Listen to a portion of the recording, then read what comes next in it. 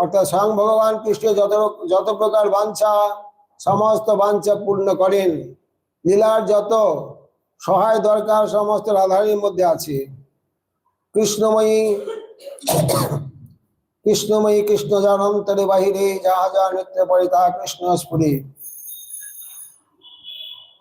এবং তিনি পর দেবতা, সর্বলক্ষ্মীময়ী, সর্বকান্তি সন্মোহিনী পরা, অর্থাৎ স্বয়ং ভগবান গোবিন্দকেও মোহিত করেন। গ্রন্থকার নিজেই ব্যাখ্যা করছেন, দেবী কহিত তমানা পরম সুন্দরী, কিংবা কৃষ্ণ ক্রিয়া পূজার বসতি নগরী।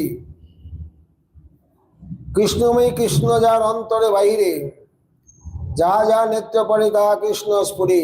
গতকাল ব্যাখ্যা করা হয়েছিল।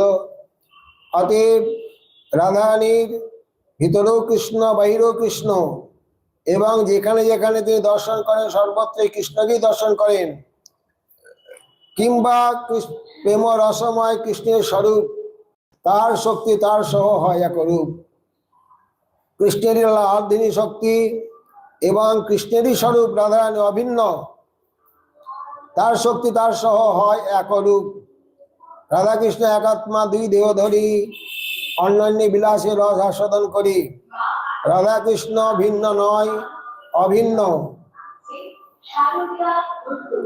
কৃষ্ণ বাঞ্ছা পূর্তিরূপ করে আরাধনে, অতএব রাধিকা নাম পুরাণে বাখানে। কৃষ্ণ বাঞ্ছা পূর্তিরূপ, অতএব ভগবান যে লীলারস আস্বাদন করবেন সেই সমস্ত বাঞ্ছা পূরণ করছে রাধারানী। অতএব রাধিকা নাম পুরাণে বাখানে। অনয়া রাধিত নং ভগবান হরে ঈশ্বর, জন্ম বিহায় গোবিন্দ প্রীত জাম আনয়দ রহ। রাস রজনীতে যখন রাধারানীকে নিয়ে কৃষ্ণ অন্তরিত হয়েছিলেন, সমস্ত গোপীগণ অন্বেষণ করছিলেন।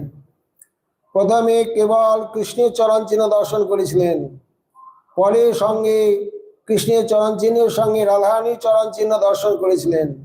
তখনই গোপীগণ এই শ্লোকটি বলেছিলেন, এই রমণী কর্তৃক ভক্তজন দুঃখ হর্তা এবং ভক্তজনের অভীষ্ট বস্তু প্রদানে সমর্থ ভগবান শ্রী নারায়ণ নিশ্চিত আরাধিত হইয়াছেন। যেহেতু গোবিন্দ প্রীত হইয়া আমাদিগকে পরিত্যাগ পূর্বক আমাদের অগম্য নিভৃত স্থানে তাহাকে আনয়ন করিয়াছেন।